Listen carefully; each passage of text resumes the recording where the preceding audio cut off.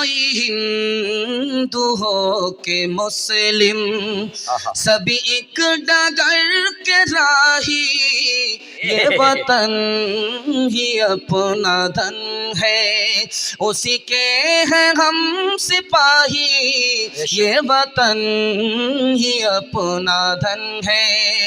कोई हिंदू हो के मुस्लिम, सभी एक डगर के राही, ये वतन भी अपना धन है, इसके हैं हम सिपाही, रहे साथ साथ जब तक तो बरस रहा था सोना, जहाँ हम अलग हुए हैं वही आ गई तबाही, जहाँ हम अलग हुए हैं।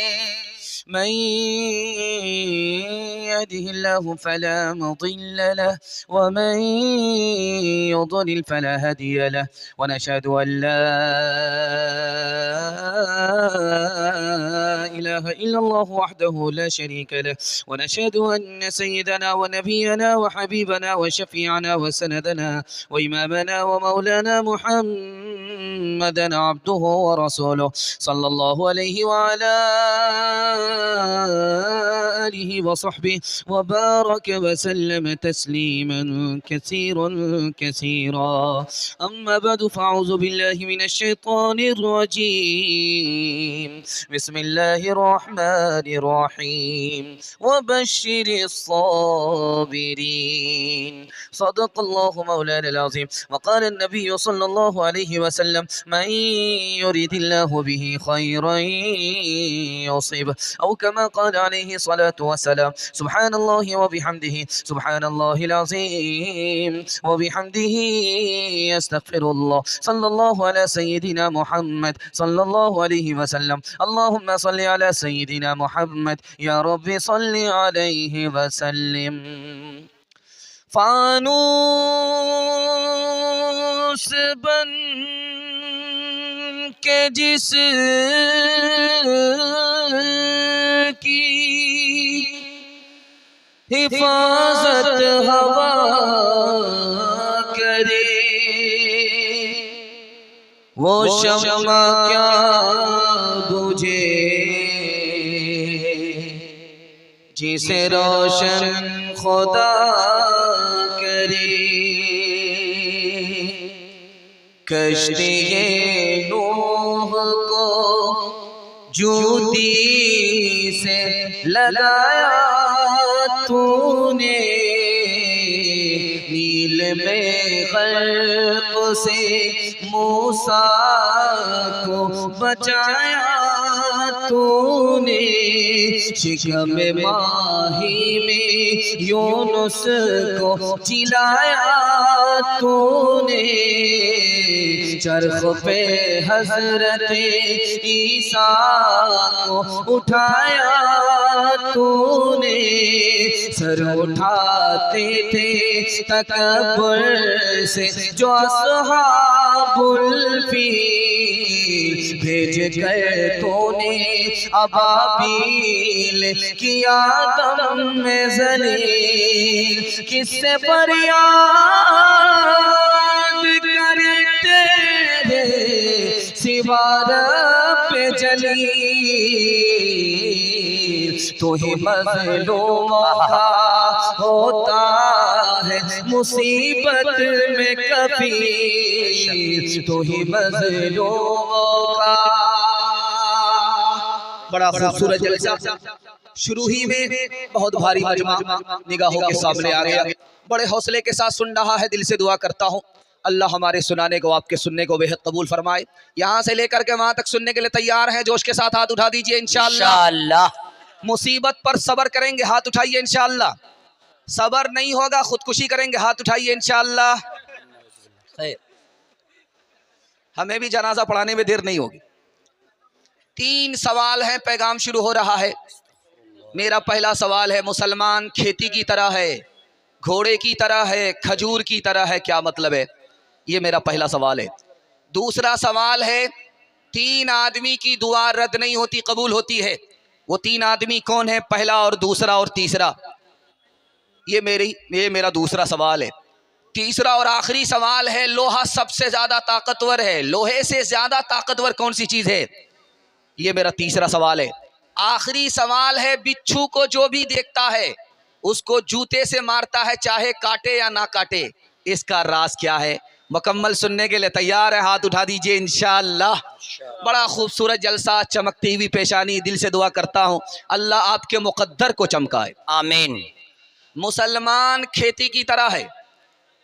खेती पर जब हवा चलती है वो डोलती है, संभलती है, डोलती है, संभलती है, जड़ से उखड़ती नहीं है। मुसलमान खेती की तरह है, जब मुसीबत का पहाड़ उस पर टूटता है तो वो सब्र का सहारा लेकर के संभल जाता है, जड़ से उखड़ता नहीं। मुसलमान खजूर के दरख्त की तरह है। खजूर की जड़ जमीन के अंदर होती है, उसका सर आसमान में होता है। ठीक मुसलमान खजूर के दरख्त की तरह उसके सीने में ईमान गड़ा हुआ होता है और उसका अमल आसमान को पहुंचता है। जैसे खजूर का दरख्त मामूली हवा से वो हिलता नहीं है, इसी तरह मामूली मुसीबत से मुसलमान हिलता नहीं है और मजबूत हो जाता है। बेशक मुसलमान ऐसे जैसे घोड़ा अपने घर से कितनी ही दूर चला जाए उसको वापिस अपने घर आना पड़ता है। मुसलमान कितना ही नाफरमान हो जाए, अल्लाह की रहमत से कितना ही दूर हो जाए, जैसे ही वो तौबा करता है अल्लाह से करीब हो जाता, अल्लाह की रहमत से करीब हो जाता। बेशक 3 आदमी की दुआ रद्द नहीं होती है। माँ बाप की दुआ रद्द नहीं होती, कबूल होती है। मुसाफिर की दुआ कबूल होती है, रद्द नहीं होती है। फलस्तीन को, इस्राइल को सामने रखिए और इस सवाल को आप समाअत फरमाइए। 3 आदमी की दुआ रद्द नहीं होती, मुसाफिर की दुआ रद्द नहीं होती, कबूल होती है, और मजलूम की दुआ रद्द नहीं होती है, कबूल होती। देर जरूर लगती है लेकिन अंधेर नहीं है, कबूल होती है। दुनिया में सिला मिल जाता है, जालिम को सजा मिल जाती है, और कभी कभी आखिरत में सिला मिलता है, जालिम को दुनिया में मोहलत मिल जाती है। सुनिएगा, लोहा बहुत ताकतवर है, उसको फौलाद कहते हैं, लेकिन लोहे से ज्यादा ताकतवर कौन सी चीज है? अल्लाह आपके इल्म में इजाफा फरमाए। आपने लोहार की भट्टी को देखा है, उसमें मरा हुआ चमड़ा होता है, उसकी भाती होती है, रस्सी हाथ में लोहार रखता है, उसको खींचता है, उसकी हवा से जो लोहा आग के अंदर जाता है वो गल जाता है। मरे हुए चमड़े की हवा होती है, उससे लोहा गल जाता है। जब मजलूम की आह दिल से निकल जाती है तो जालिम गल जाया करता है। ये जलसा है, इसमें हमारी दुआ है कि अल्लाह मजलूम मुसलमान की मदद फरमाए, फ़लस्तीन की मदद फरमाए। फ़लस्तीन की तरफ से लड़ने वाले को अल्लाह भरपूर कामयाबी अता फरमाए, फ़लस्तीन को आज़ाद फरमाए, आमीन। आप देखेंगे आपके घर से छोटा छोटा बिच्छू निकलेगा। आप चौकी हटाइए, कुर्सी हटाइए, पुरानी कुर्सी हटाइए, पुरानी चौकी हटाइए, छोटा छोटा बिच्छू निकलेगा। तो बच्चा देखे उसको चप्पल से मारता है, बूढ़ा देखे उसको चप्पल से मारता है। जानते हैं क्यों? गुलसिता में किसी आरिफ ने लिखा है, उस बिच्छू ने काटा नहीं फिर भी उसको जूते से मारा, उस बिच्छू ने नुकसान नहीं पहुंचाया फिर भी उसको चप्पल से मारा। राज ये है कि जब बिच्छू माँ के पेट में होता है माँ उसको संभालती है, वो छोटा रहता है माँ उसकी परवरिश करती है। जब वो बड़ा हो जाता है, ताकतवर हो जाता है, तो माँ के पेट को फाड़ करके बाहर आ जाता है। जिसने माँ पर सितम ढाया दुनिया में उसको ये सजा मिलती है, वो जहां भी जाता है उसको जुतियाया जाता है, जूते से खबर ली जाती है। 70 साल से इस्राइल जुल्म ढा रहा था, अल्लाह ने उसके जुल्म को, उस जालिम को जुतियाने के लिए हमास को पैदा कर दिया। आज वो जूते खा रहा है और इंशाअल्लाह वो अंजाम तक पहुंचेगा। आप दुआ कीजिए अल्लाह मजलूम और फलस्तीन की मदद फरमाए। खालिक़े दो जहां अपने महबूब के, खालिक़े दो जहां अपने महबूब के, उम्मती को न ऐसी सजा दीजिए। लुट गए मालो जा जल गया शिया, लुट गए मालो जा जल गया शिया। क्या खबर थी हमारी, क्या खता थी हमारी, बता दीजिए। हमने माना बहुत ही गुनहगार है, कुछ भी है आप ही के परस्तार है। जिसने चुन चुन के मारा है या रब हमें, जिसने चुन चुन के मारा है या रब हमें, बज़्म हस्ती से उसको मिटा दीजिए।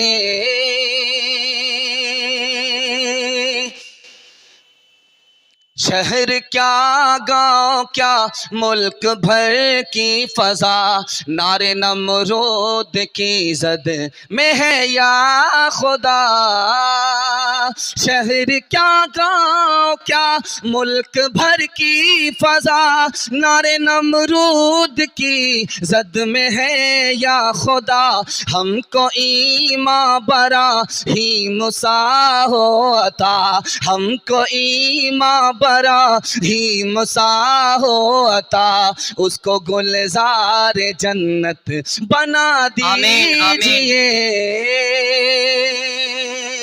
बड़ा खूबसूरत जलसा, चमकती हुई पेशानी, मोहब्बत से आप सुन रहे हैं। दिल से दुआ करता हूँ अल्लाह हमारे सुनाने को, आपके सुनने को बेहद कबूल फरमाए, आमीन। पहला पैगाम आ रहा है खुदा की अजमत और बंदगी के हवाले से। सुनने के लिए आप लोग तैयार हैं? हाथ उठा दीजिए इंशाअल्लाह। ध्यान से सुनिएगा, जल्दी से निकल जाएगा। ध्यान से सुनिएगा, जल्दी से निकल जाएगा। नौकर तीन तरह का हो। एक नौकर का नाम है मुलाजिम, दूसरे नौकर का नाम है गुलाम, और तीसरे नौकर का नाम है बंदा। बंदा कौन सा नौकर है वो दिखाने के लिए जा रहा हूं। हम लोग खुदा की बंदगी करते हैं, ये मस्जिद का जलसा है। मस्जिद को सजदे से भी आबाद करते हैं, चंदे से भी आबाद करते हैं। आपको सुनना जरूरी है। नौकर तीन तरह का है। एक मुलाजिम है, जब वक्त है तो काम करेगा, वक्त खत्म हो गया तो आप नाक रगड़ करके रह जाइए, एक काम करके नहीं देगा। दूसरा नौकर है गुलाम, रात में भी काम करता है, दिन में भी काम करता है, मगर एक काम नहीं करता। जो काम बंदा करता है वो नौकर भी नहीं करता, गुलाम भी नहीं करता। मालिक से पैसा लेता है, मालिक का काम करता है, उसका नाम मुलाजिम है। मालिक ने खरीद लिया है, जान को भी खरीद लिया है, माल को भी खरीद लिया है, कमा करके भी दे रहा, हर काम कर रहा, मगर एक काम नहीं कर रहा है। जो सबसे बड़ा नौकर है उसका नाम है बंदा। हम सब खुदा के बंदे हैं, बंदगी करते हैं। हर नौकर अपने मालिक का हर काम करता है, मगर एक काम नहीं करता, उसके आगे झुकता नहीं है। और बंदा वो नौकर होता है जो खुदा के आगे सजदे में चला जाता है, झुक जाया कर। बेशक बेशक। बंदगी किसका नाम है? गुलाम से पूछा क्या खाना चाहते हो, तुमको खिलाएंगे, हमारे पास पैसा है। क्या पहनना चाहते हो, वो कपड़ा हम तुमको पहनाएंगे, बताओ। वो बोला जो आप पहना दीजिए वही मेरी पसंद है, जो आप खिला दीजिए वही मेरी पसंद है। अरे अल्लाह का बंदा, तुम्हारी पसंद पूछ रहा हूं, तुम्हारी क्या पसंद है, क्या खाना चाहते हो? तुम्हारी पसंद पूछते हैं कि तुम क्या पीना चाहते हो। उसने कहा मैं नौकर हूं, आप मालिक हैं, मेरी अलग कोई पसंद होती तो मैं नौकर नहीं होता, मालिक होता। जो आपकी पसंद है वही मेरी पसंद है। बेशक बेशक। जब भी आपको नमाज की तौफीक हो जाए, आपको दो काम करना है।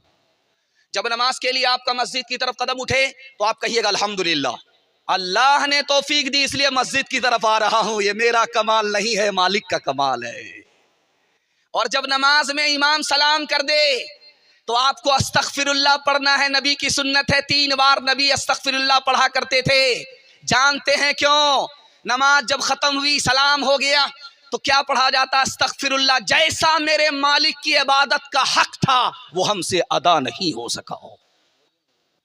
नबी की मजलिस थी, लोग बैठे हुए थे।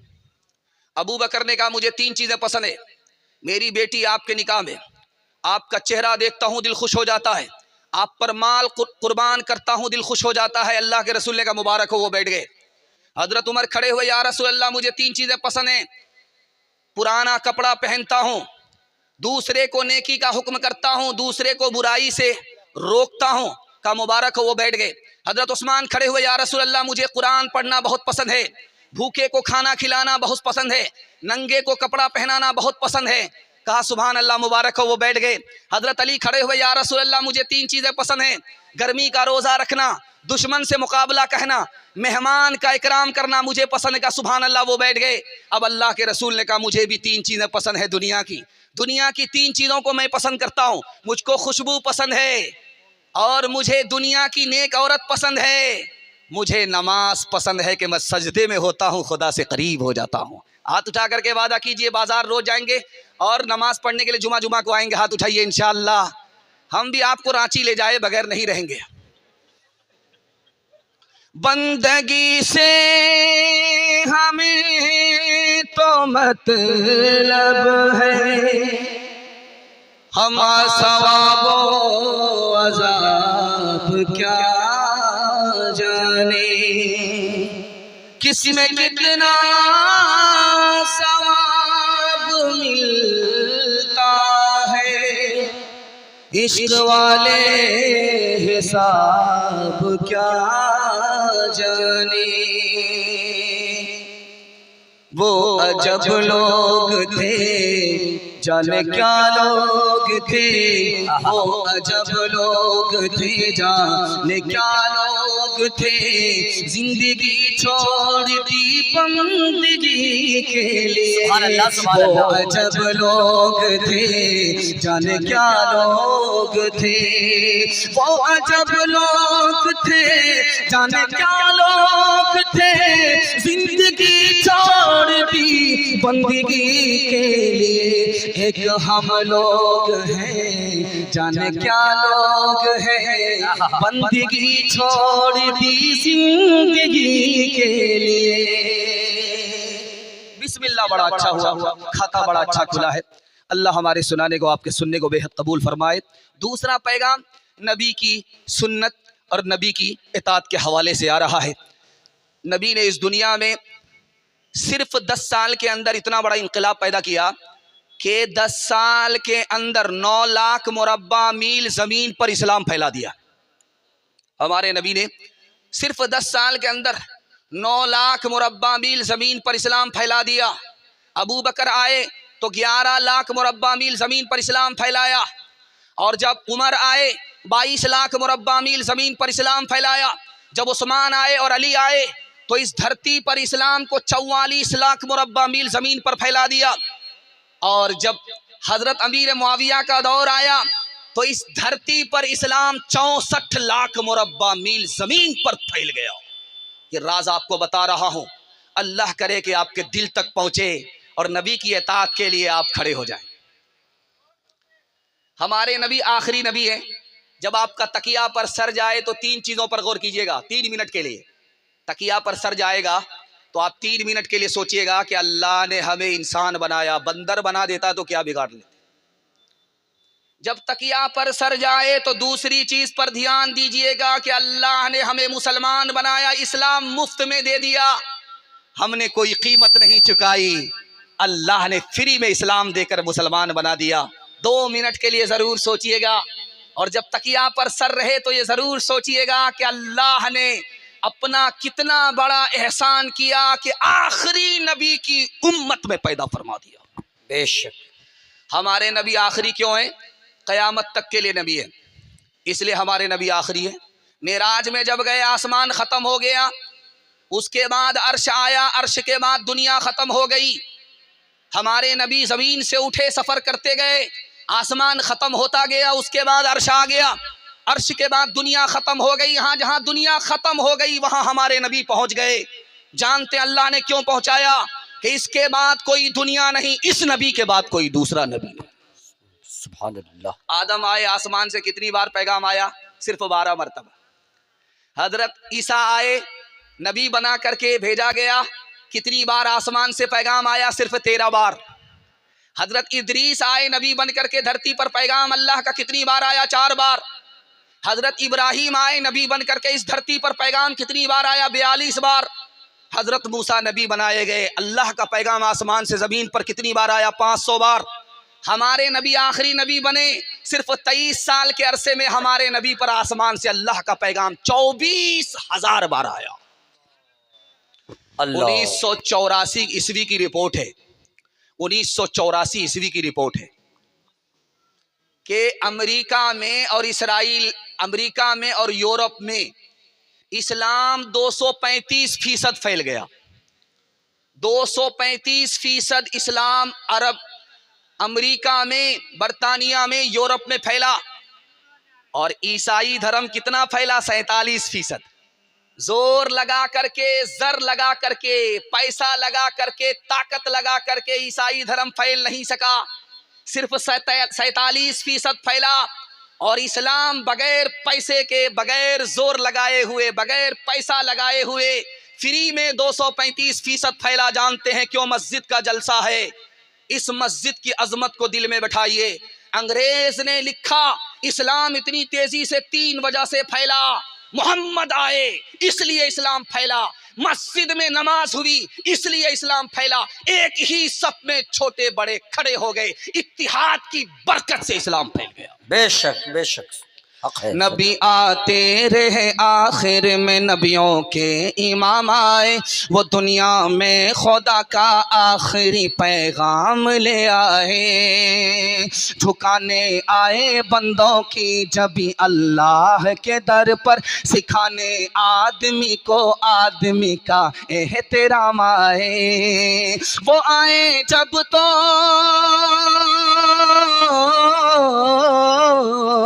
वो आए जब तो अजमत बढ़ गई दुनिया में इंसान की। वो आए जब तो बंदों को फरिश्तों के सलाम आए। वो आए जब तो बंदों को फरिश्तों के सलाम आए। हाथ उठाइए, वादा कीजिए बीवी से पूछ करके दाढ़ी रखेंगे इंशाअल्लाह। ये देखिए बड़ा मुश्किल काम होगा। दुपट्टे की हवा लगी, किबला बदल जाएगा। शादी से पहले ही दाढ़ी रख लीजिए। तीसरा पैगाम आपकी खिदमत में कुरान के हवाले से आ रहा है। आप लोग सुनने के लिए तैयार हैं? हाथ उठा दीजिए इंशाअल्लाह। ध्यान से सुनिएगा। स्कूल से मुसलमान का बच्चा निकला। हजरत थानवी ने रोक करके पूछा, बेटा ये बताओ कि अरबी अच्छी है या अंग्रेजी अच्छी है? उसने कहा कि अरबी अच्छी है अंग्रेजी से। कहा वो कैसे? तो कहा कि अल्लाह का कलाम कुरान अरबी में नाजिल हुआ है, अंग्रेजी में नाजिल नहीं हुआ है। का मुबारक हो, बहुत अच्छा जवाब दे रहे हो, लेकिन कुरान को पहले पढ़ना चाहिए, बाद में स्कूल आना चाहिए। तुम डायरेक्ट स्कूल आए हो, कुरान नहीं पढ़ते हो। बात क्या है? कहा माँ बाप का कसूर है, वो जहां भेजेंगे वहां जाना पड़ेगा। बड़े बड़े लोग बड़ी बड़ी डिग्री लेकर के आ गए, कुरान पढ़ना नहीं आ रहा है। बाप का नमाज जनाजा भी नहीं पढ़ा पा रहे, कुरान पढ़ना नहीं आ रहा है और नमाज पढ़नी नहीं आ रही है। इसलिए नमाज पढ़ने के लिए नहीं आ रहे हैं कि पढ़ना ही नहीं आ रहा। जानते हैं कसूर किसका है? माँ बाप का है। पैदा होते ही ध्यान हो गया कि विद्या विहार में अपने बेटे का दाखिला करा देना है, लेकिन इस तरफ ध्यान नहीं गया कि डॉक्टर बाद में बनाना है, पहले अपने बच्चे को कुरान की तालीम देकर मुसलमान बनाना है। अगर आपका बच्चा खुदा न खास्ता कुरान से महरूम हो गया, जानते हैं आपके खिलाफ मुकदमा करेगा अल्लाह की अदालत में। कहेगा मेरे मालिक, ये मेरे माँ बाप गुनहगार हैं, इसने मुझको कुरान से महरूम किया, तू अपनी जन्नत से हमारे माँ बाप को महरूम कर दे। अल्लाह। जानते हैं कुरान पढ़ने वाले बच्चों से क्या कहा जाता है? उसके रिश्तेदार कहते हैं, कुरान पढ़ करके क्या करोगे? लोटा उठाओगे, चटाई समेटोगे। और ये कैसे लोग हैं जानते हैं? ईमान खतरे में पड़ जाता है। ये जुमला एटम बम है, इधर से निकलता है, कुरान की नाकदरी की वजह से ईमान खतरे में पड़ जाता है।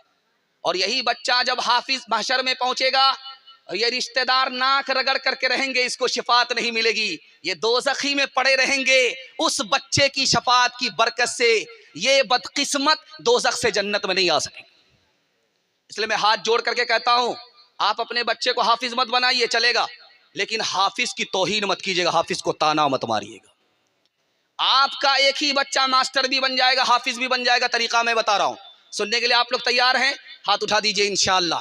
सब काम पहले होगा, निकाह बाद में करेंगे। हाथ उठाइए इंशाअल्लाह। देखिए आपको यह मौका फिर कहां से हाथ आएगा, ध्यान से सुनिएगा। 5 साल अपने बच्चे को स्कूल में पढ़ाइए। 5 साल जब स्कूल में मुकम्मल कर ले तो उसको निकालिए 3 साल के लिए, मदरसे में दाखिल कर दीजिए। 3 साल में आपका बच्चा हाफिज कुरान बन जाएगा। जानते हो उसका दिमाग कितना तेज होगा? जैसे पत्थर पर चाकू तेज होता है, उसी तरह आपके बच्चे का दिमाग तेज हो जाएगा। वो 3 साल का जो गैप हुआ उसको ट्यूशन कराइए, गारंटी है वो हर बच्चे को पीछे छोड़ देगा, सबसे आगे निकल जाएगा। रुड़की का बच्चा हाफिज कुरान पूरे हिंदुस्तान में टॉपर हो गया। जानते हैं क्यों? जिसके लिए कुरान आसान, उसके लिए दुनिया की कोई किताब मुश्किल नहीं हो सकती। बेशक हक है। हाथ उठा करके वादा कीजिए, अपने बच्चे को डॉक्टर बाद में बनाएंगे, पहले हाफिज कुरान बनाएंगे, मुसलमान बनाएंगे इंशाअल्लाह। अपने बच्चों को तुम इल्म कुरान दो, अपने बच्चों को तुम इल्म कुरान दो, अपने बच्चों को तुम इल्म कुरान दो, अपने दीन और शरीयत की पहचान दो। बबलू बबली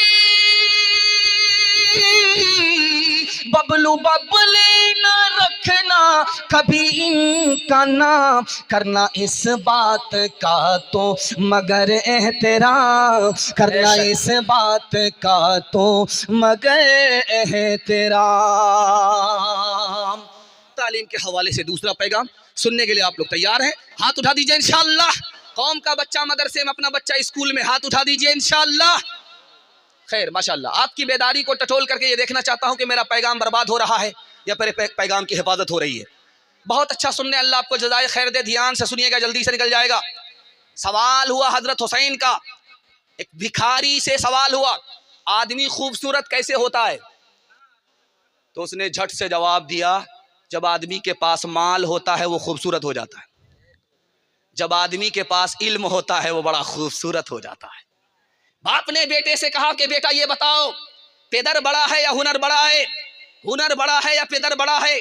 पेदर के माने बाप के आते हैं। बाप बड़ा है या इल्म बड़ा है? हुनर बड़ा है या पेदर बड़ा है? तो बेटे ने कहा बहादुर आप बता दो। कहा बेटा, बाप से बढ़कर के इल्म है। जब खुदा के सामने खड़े होगे तो खुदा ये नहीं पूछेगा कि तू किसका बेटा है, मगर ये जरूर पूछेगा जो इल्म दिया उसके मुताबिक क्या अमल किया हो। माल बढ़ करके है या इल्म बढ़ करके? आपको हैरत होगी, माल से भी बड़ा इल्म है। जब माल आता है तो लोग दुश्मनी करने वाले बढ़ जाते हैं, और जब माल आता है, इल्म आता है तो दोस्ती करने वाले बढ़ जाते हैं। जब माल आता है तो उसके लिए ताला लगाना पड़ता है, उसकी हिफाजत करनी पड़ती है, और जब इल्म आता है तो इल्म आदमी की खुद हिफाजत करता है।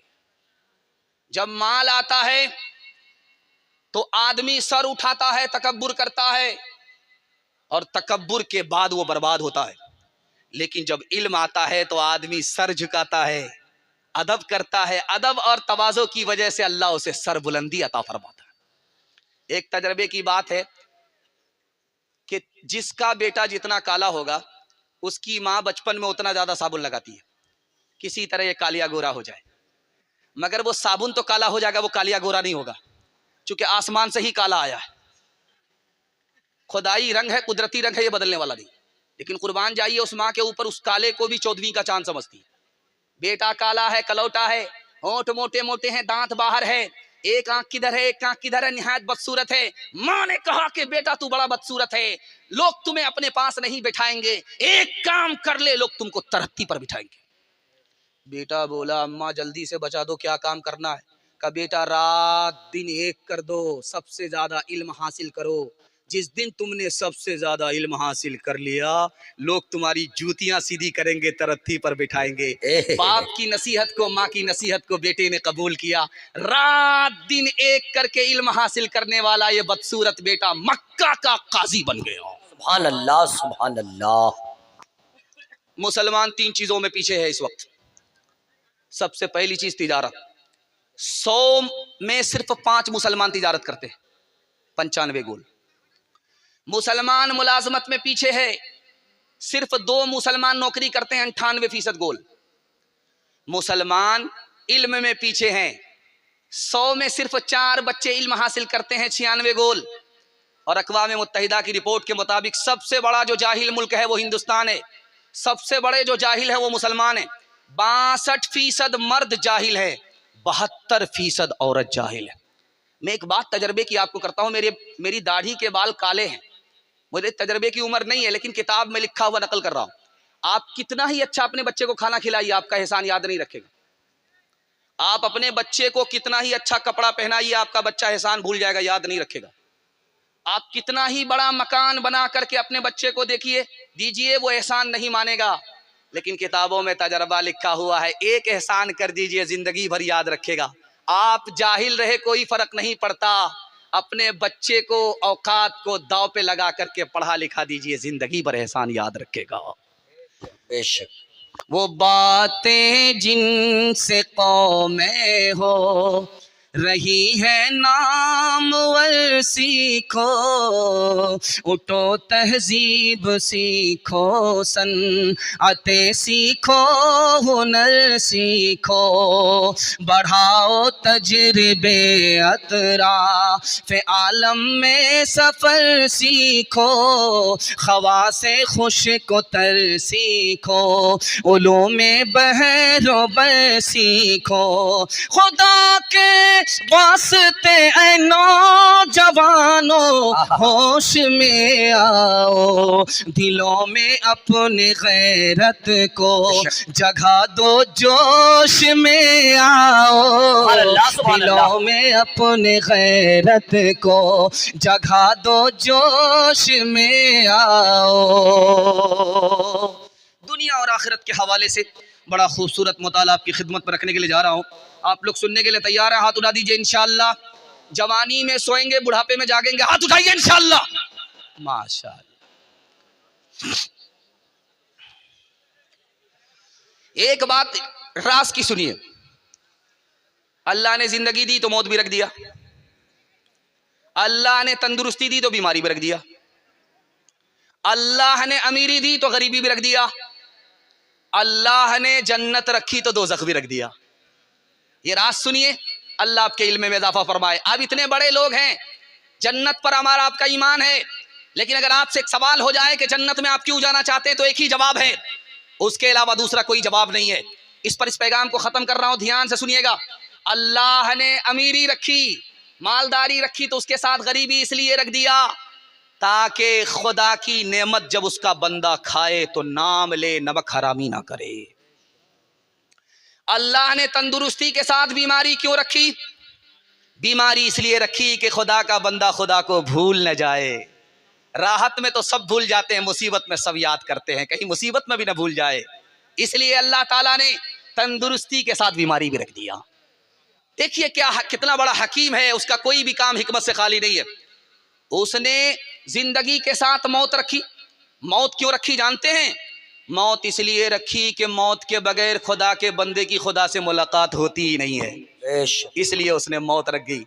इसलिए मौत को तोहफा कहा जाता है कि खुदा की तरफ से है, खुदा के बंदे की खुदा से मुलाकात हो जाती। अल्लाह ने जन्नत के साथ दोज़ख को रखा, जानते हैं क्यों? ताकि उसका बंदा गुनाह ना करे, ताकि उसका बंदा उसके दिल में, अपने दिल में उस खुदा का खौफ रखे, बेखौफ ना हो जाए। एक बात आपके इल्म को बहुत ज्यादा मजबूत करेगी, इतनी बड़ी तादाद है, जन्नत पर भी ईमान है, दोज़ख पर भी ईमान है, लेकिन सवाल है कि जन्नत में जाना क्यों चाहती है? दुआ कीजिए हजरत थानवी के लिए, अल्लाह उनकी कब्र को नूर से भर दे। आमीन। उसने कहा कि जन्नत में क्यों जाना चाहते हो? तो जवाब दिया कि जन्नत में इसलिए जाना चाहते हैं कि दुनिया में खुदा का दीदार नहीं है, दुनिया में खुदा से मुलाकात नहीं है। जन्नत में जाने वाले को खुदा का दीदार भी होगा, खुदा से मुलाकात भी होगी। बेशक। सितारों से आगे जहां और भी है, अभी इश्क के इम्तिहान भी है। इसी रोज़ व शब में उलझ कर न रह जा कि तेरे ज़मानो मकार भी है। अगर खो गया एक नशीमन तो क्या गम मकामात आहो फगार भी है। शाही है परवाज़ है काम तेरा, तेरे सामने आसमान भी है। दुनिया और आखिरत के हवाले से पैगाम खत्म हो गया। हमारा जवान 1 साल में 10 साल के बराबर तरक्की करेगा।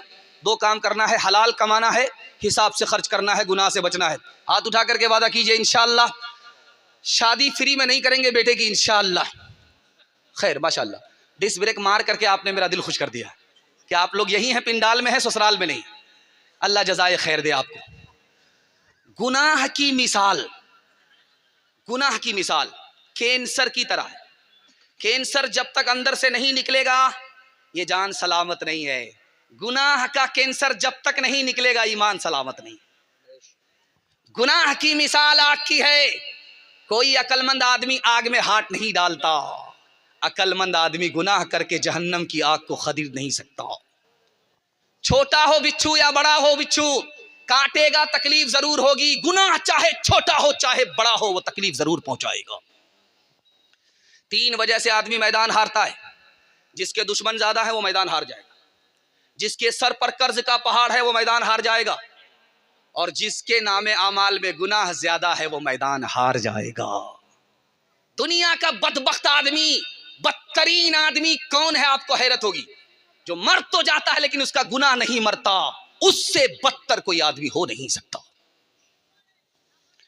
हम घर में जाते सुकून नहीं, घर से बाहर आते सुकून नहीं।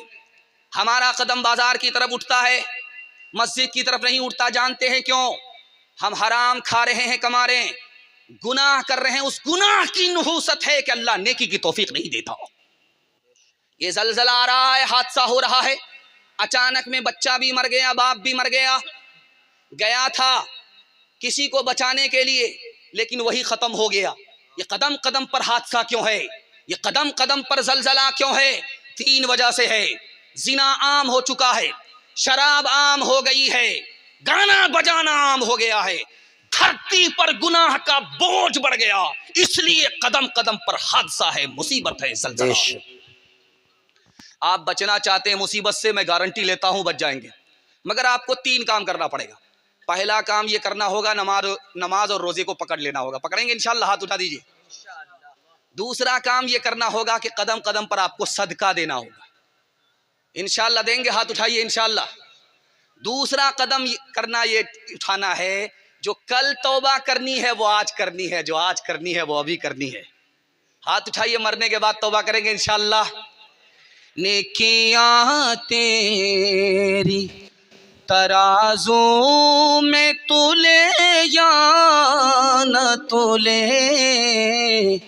दाग फिर तेरे गुनाहों के धुले या न धुले, दाग फिर तेरे आज ही कर ले गुनाहों से तू अपने तौबा। अल्लाह जाने के तेरी आँख खुले या न खुले, अल्लाह जाने के। पैगाम खत्म हो गया, जवानों के हवाले से है, सुनने के लिए तैयार है? हाथ उठा दीजिए इंशाल्लाह। गलती से बूढ़े लोग हाथ मत उठाइएगा, आप लोग दोबारा जवान होने वाले नहीं, सीधा जन्नत में जाकर के जवान।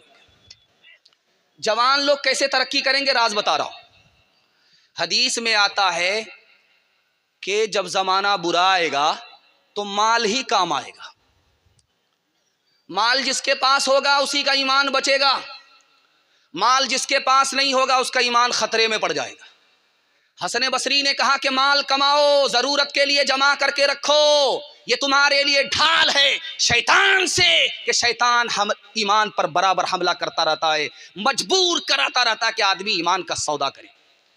और जानते हैं, मैं आपके सामने बैठ करके तकरीर कर रहा हूं, और बैठने की ताकत मुझको इसलिए है कि मेरी कमर काम कर रही है। अगर मेरी कमर झुक जाए तो मैं बैठने के लायक नहीं रहूंगा।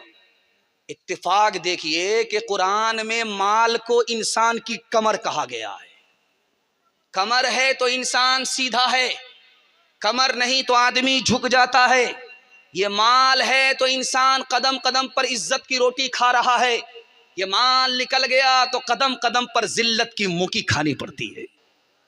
इसलिए माल हिसाब से खर्च कीजिए, हलाल कमाइए। मैं गारंटी लेता हूं मसनद रसूल पर बैठ करके अल्लाह आपको गनी कर देगा, गरीब नहीं रखेगा। बेशक। रात के अंधेरे में आप टॉर्च मारिए दीवार पर, पेशाब के लिए आप उठते हैं, टॉर्च लेकर के मारिएगा, कोई चीज चलती हुई नजर नहीं आएगी मगर चोटी चलती हुई नजर आएगी। ये सोती नहीं है। अल्लाह। सवाल पूछिए भाई, आप कहां से आ रही है, कहां जा रही है? ससुराल से आ रही है, मैके जा रही है, ये रात में भी यही काम हो रहा है, क्या कर रही है? हजरत सुलेमान अलैहिस्सलाम ने इसका फलसफा जवानों को बताया कि ओ जवानों, इस चूटी से नसीहत पकड़ो। जिसको मालूम है कि कल बारिश होने वाली है उसके लिए अभी कमाना है, जिसको मालूम है कल सर्दी होने वाली है उसके लिए अभी कमाना है। चूटी से नसीहत पकड़ो, रात दिन एक करके हलाल कमाओ, ईमान भी बचेगा, खानदान भी बचेगा। बेशक बेशक। एक जवान आया मस्जिद में, मारे जोश के हाथ उठाया, कहा मालिक छप्पर फाड़ करके दे दो, लूट करके लाएं, कूट करके खाएं। हजरत उमर ने सुन लिया, वो जवान क्या दुआ कर रहा था? कहा हुजूर एक रील की दुआ थी, जाने दीजिए। कहा बेवकूफ कहीं के, आसमान से सोना बरसता नहीं है, आसमान से चांदी बरसती नहीं है। दुआ मस्जिद में जरूर करो, लेकिन मेहनत मजदूरी के लिए मस्जिद से बाहर निकलना पड़ेगा, तभी बचोगे, वरना हलाक हो जाओ। एक मिसाल है, पैगाम खत्म कर रहा हूं। हट्ठा कट्ठा उल्लू का पट्ठा भैंस का अंडा, भीख का कटोरा लेकर के कहता अल्लाह के नाम पर दे दो, अल्लाह के नाम पर दे दो। अब लोगों ने सोचा कि ये भीख मांग रहा है या फुटबॉल खेल रहा है। एक आदमी बोला बड़े बेशरम हो, भीख भी मांग रहे हो, सर भी उछालते हो, कटोरा भी उछालते हो। काम खानदानी फकीर है, मेरा बाप नेशनल फकीर था, मेरा दादा इंटरनेशनल फकीर था। फकीर होकर के शाह लिखा जाता है, फकीर होकर के शाह लिखा जाता है। एक मिसाल है, पैगाम खत्म कर रहा हूं, आप इसको बहुत ध्यान से सुनिएगा। आपके बच्चे को 1 साल में 10 साल के बराबर तरक्की होगी इंशाअल्लाह। हलाल कमाना है, हिसाब से खर्च करना है, हाथ उठा दीजिए इंशाअल्लाह। हलाल कमाना है, हिसाब से खर्च करना, हाथ उठा दीजिए इंशाअल्लाह। लोन पर पैसा लेकर के पहली सूरत में मकान बनाना है, हाथ उठाइए इंशाअल्लाह। खैर, आप समझ गए, आपने मेरे पैगाम की हिफाजत की। मैं दुआ करता हूं अल्लाह हलाल रोजी में बरकत अता फरमाए, हराम से आपकी कदम कदम पर हिफाजत फरमाए। मशक्कत को मेहनत को जो आर समझे, हुनर और पेशे को जो खार समझे। मशक्कत को मेहनत को जो आर समझे, हुनर और पेशे को जो खार समझे। तिजारत को खेती को दुश्वार समझे, फिरंगी के पैसे न मुर्दार समझे। तनासानिया चाहे और आबरू भी, वो कौम आज डूबेगी गर कल डूबी। तो बदिया ला दे बैल भरे, जो पूरब पश्चिम जाएगा, या सूद बढ़ा कर लाएगा, या टोटा घाटा पाएगा। क़ज़ाक़ अजल का रस्ते में जब भाला मार गिराएगा। धन दौलत नाती पोता क्या, धन दौलत नाती पोता क्या, एक कुंबा काम न आएगा। सब ठाट पड़ा रह जाएगा, जब लात चलेगा बंजारा। पैगाम खत्म हो गया। और आपसी इत्तेहाद और इत्तेफाक के हवाले से बड़ा छोटा पैगाम है, मुश्किल से 10 से 15 मिनट में मेरे हिस्से का जलसा मुकम्मल हो जाएगा। सुनने के लिए आप लोग तैयार है? हाथ उठा दीजिए इंशाअल्लाह। ध्यान से सुनिएगा, जल्दी से निकल जाएगा। आपको तरक्की क्यों नहीं हो रही है, राज बता रहा हूं। आपके घर का झगड़ा घर में हल होता नहीं, अदालत में जाता, इसलिए आपकी तरक्की नहीं हो रही। गारंटी है, जब तक घर का झगड़ा घर में हल नहीं होगा, अदालत में रहेगा, मैं कसम खा करके कह सकता हूं आपकी तरक्की खत्म होगी, वापस नहीं हो सकती। दूसरी बात सुनिए, घर का झगड़ा घर में हल कीजिए, मैं गारंटी लेता हूं आपकी तरक्की कल से शुरू हो जाएगी। आपको तरक्की क्यों नहीं हो रही है, राज बता रहा हूं। जो नीचे जाता है आप उसको ताना मारते हैं, जो ऊपर जाता है उसकी टांग खींचते हैं। जो नीचे जाए उसको उठाइए, आज आप उसको उठाएंगे, कल वो आपको उठाएगा। एक दूसरे की मदद से आप तरक्की करेंगे। जब घर से तरक्की होगी तो कोई आपकी तरक्की को रोक नहीं सकता। जब घर से तरक्की नहीं होगी तो आप कहीं भी तरक्की नहीं कर सकते। तरक्की का राज है, अपने को छोटा समझिए, दूसरे को बड़ा समझिए। अगर आपके दिमाग में यह कीड़ा बैठा हुआ है कि जो मैं हूं वो कोई और नहीं है, तो याद रखिए आप कभी तरक्की नहीं करेंगे। जब तक ये कीड़ा नहीं निकलेगा आप तरक्की नहीं कर सकते। जानते लोग हसद क्यों करते हैं? फूस के मकान में थे, आराम से थे, सुकून से थे, जैसे बगल के पड़ोसी ने मकान खींचा, खुजली शुरू हो गई। अब नींद नहीं आ रही है। अपने सुख से उतने परेशान नहीं, अपने दुख से उतने परेशान नहीं हैं, बगल के पड़ोसी की तरक्की से हम परेशान हैं। जानते हैं क्यों? अपने को बड़ा समझने की वजह से, उसको छोटा समझने की वजह से। आदमी हसद क्यों करता है? 3 वजह से। मेरे बराबर हो गया, मेरा मकसद फौत हो गया, मेरी इज्जत का मालिक हो गया। बड़ाई करता है, तकब्बुर करता है, इसलिए हसद की बीमारी उसको लग जाती है, उसका सुकून चला जाता है। बेशक।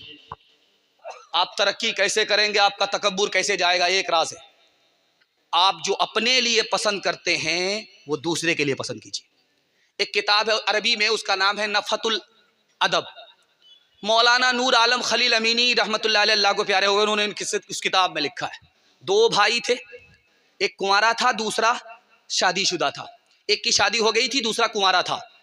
बाप के मरने के बाद दोनों ने जमीन बांट लिया, आधी जमीन इसके पास, आधी जमीन उसके पास। और गेहूं की फसल किया, बोझा बोझा करके दोनों ने बराबर बराबर बांट लिया। 50 बोझा इसके हिस्से में, 50 बोझा उसके हिस्से में। लेकिन जब घर आए बांट करके तो ख्याल आया छोटे भाई को, यार मैं तो कुंवारा हूं, मेरा खर्चा ज्यादा नहीं है, मेरा भाई शादीशुदा है, बाल बच्चे वाला, उसका खर्चा लंबा है, हमने बराबर बराबर बांट लिया, इंसाफ नहीं किया, बढ़ा करके देना चाहिए था। खरबूजा खरबूजे को देख करके रंग पकड़ता है। अगर आप चाहते हैं कि सारी दुनिया के लोग आपके लिए भला सोचे, तो आप दूसरे के लिए भला सोचिए, उसी दिन से दूसरा आपके लिए भला सोचेगा। जैसे ही इसके दिल में ख्याल आया, उसका जो बड़ा भाई था शादीशुदा, उसके दिल में ख्याल आया, अरे तुमने अपने छोटे भाई के साथ सितम किया, उसको तो घर बसाना है, शादी करनी है, लंबा खर्चा है, उसको बराबर बांट करके नहीं ले देना चाहिए, बढ़ा करके देना चाहिए। अब देखिए दोनों की परेशानी बढ़ गई। वो परेशान के उसका हिस्सा बढ़ा दें, वो परेशान के इसका हिस्सा बढ़ा दें। रात के सन्नाटे का दोनों इंतजार कर रहा है कि जब रात का अंधेरा होगा तो चुपके से जाएंगे, अपने हिस्से का बोझा उठाएंगे, भाई के हिस्से में डाल देंगे, उसका हिस्सा बढ़ जाएगा, उसको पता भी नहीं होगा। इसके दिल में ख्याल आया कि जब अंधेरा होगा, कोई किसी को देख नहीं सकता, नजर ना आए, उस अंधेरे में चुपके से जाऊंगा, अपने हिस्से का बोझा इधर से उधर निकाल करके दे दूंगा, बढ़ा दूंगा। दोनों इसी ख्याल से निकले, अपने हिस्से का बोझा इधर से उठाया, उधर डाला, वो हिस्सा पलट करके इधर आ गया। इसने जो डाला अपने हिस्से का बोझा उधर, तो वो पलट करके इधर आ गया। ये क्या हो रहा? कौन सा भूत आ गया सुलेमान अलैहिस्सलाम का कि बोझा इधर डालने, वो पलट करके हमारे पास आ। जब करीब आए तो देखा कि मेरा भाई इसी इरादे से आया है, मेरा भाई उसी इरादे से है। कहा कि जब दिल एक है, जब ख्याल एक है, तो आज के बाद चूल्हा अलग नहीं होगा। बेशक। मुसलमानों संभल जाओ, मुसीबत आने वाली है, तेरी बर्बादियों के मशवरे हैं आसमानों में। न समझोगे तो मिट जाओगे ऐ हिंदोस्तां वालों, तुम्हारी दास्तां तक भी न होगी दास्तानों में। निकल गया। और मैंने इश्तिहार में पढ़ा था, ये कौमी यकजहती के हवाले से भी ये जलसा चल रहा है। तो हिंदू मुसलमान इत्तिहाद के हवाले से, भाईचारे के हवाले से आप लोग सुनना चाह रहे हैं? हाथ उठा दीजिए इंशाअल्लाह। दिल मिले या ना मिले, हाथ मिलाएंगे, हाथ उठाइए इंशाअल्लाह। कोई फायदा नहीं होगा, पहले दिल मिलाइए, उसके बाद हाथ मिलाने से फायदा होगा, इससे पहले कोई फायदा नहीं होगा। गैर मुस्लिम का जनाजा उठा है, मुसलमान देख रहा है, क्या पढ़ेगा भाई? इन्ना लिल्लाह पढ़ेगा, फी नारी जहन्नम पढ़ेगा, क्या पढ़ेगा? हजरत थानवी ने अगलातुल अवाम में लिखा है, फी नारी जहन्नम पढ़ना सही नहीं है, गलत है। गैर मुस्लिम का जनाजा आपने देखा, जरूर देखा, बहुत अच्छी बात, लेकिन फी नारी जहन्नम आप नहीं पढ़ सकते। आपको क्या पता कि किसका खात्मा ईमान पर होगा? आपको अपने बारे में खबर है कि आपका ईमान पर खात्मा होगा? या तो खामोश हो जाइए, अपनी मौत को याद करके इन्ना लिल्लाह पढ़िए, फी नारी जहन्नम पढ़ने की इजाजत आपको नहीं। मस्जिद बन रही है, चंदा मुसलमान से लिया जा रहा है, गैर मुस्लिम आ गया चंदा देने के लिए। गैर मुस्लिम का चंदा मस्जिद में लगेगा कि नहीं लगेगा? किताबुल फतावा में खालिद सैफुल्लाह रहमानी लिखते हैं कि 3 शर्तों के साथ गैर मुस्लिम का चंदा आप मस्जिद में ले सकते हैं। खुद मांगने के लिए नहीं जाएंगे, वो खुद देने के लिए आए हैं और सवाब समझ करके दे रहे। और इसकी गारंटी दे रहे हैं कि हम यहां चंदा दे करके मंदिर के लिए आपसे चंदा नहीं मांगेंगे, तो आप चंदा ले सकते। ये हिंदुस्तान किसका मुल्क है? हिंदुओं का मुल्क है, मुसलमानों का मुल्क है? ये दारुल हरब है या दारुल इस्लाम है? हिंदू का मुल्क है या मुसलमान का मुल्क है? तो लिखा ये हिंदुओं का मुल्क भी नहीं है, दारुल हरब नहीं है। ये मुसलमानों का भी मुल्क नहीं है, दारुल इस्लाम नहीं है। ये दोनों का मुल्क है, दारुल अमन है। जितना हिंदुओं का है उतना मुसलमान का है, जितना मुसलमान का उतना हिंदू का है। ये मुल्क आजाद कैसे हुआ आपको सुनकर कह रही होगी। 1757 में नवाब सिराजुद्दौला ने अंग्रेज से जंग किया, इसकी बरकत से ये मुल्क आजाद हुआ। 1764 में मीर कासिम ने अंग्रेज से लड़ाई लड़ी, उसकी बरकत से ये मुल्क आजाद हुआ। 1799 में टीपू सुल्तान अंग्रेज से लड़ते हुए शहीद हो गए, उस शहादत की बरकत से यह मुल्क आजाद हुआ। और 1857 में नानोतवी और गंगोही की मुश्तरक जंग से उसकी बरकत से यह मुल्क आजाद हुआ। 1947 में मौलाना अबुल कलाम आजाद और महात्मा गांधी की तहरीक से ये मुल्क आजाद। अल्लाह कोई हिंदू हो के मुस्लिम, सभी एक डगर के राही, ये वतन ही अपना धन है, उसी के हैं हम सिपाही, ये वतन ही अपना धन है।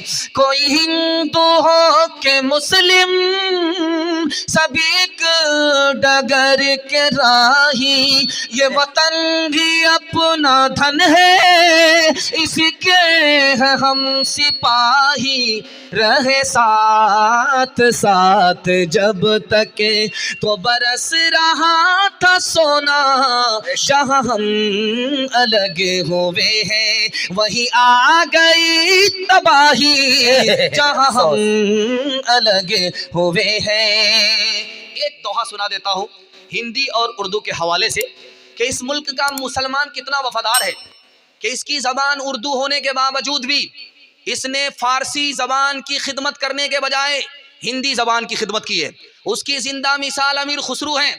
अमीर खुसरू मरहूम मुसलमान हो करके हिंदी ज़बान के शायर हैं। मुसलमानों ने ज़बान के नाम पर कभी भेदभाव नहीं किया। हिंदुस्तान में हिंदी ज़बान को भी अपनी ज़बान समझा, उर्दू को भी अपनी ज़बान समझा।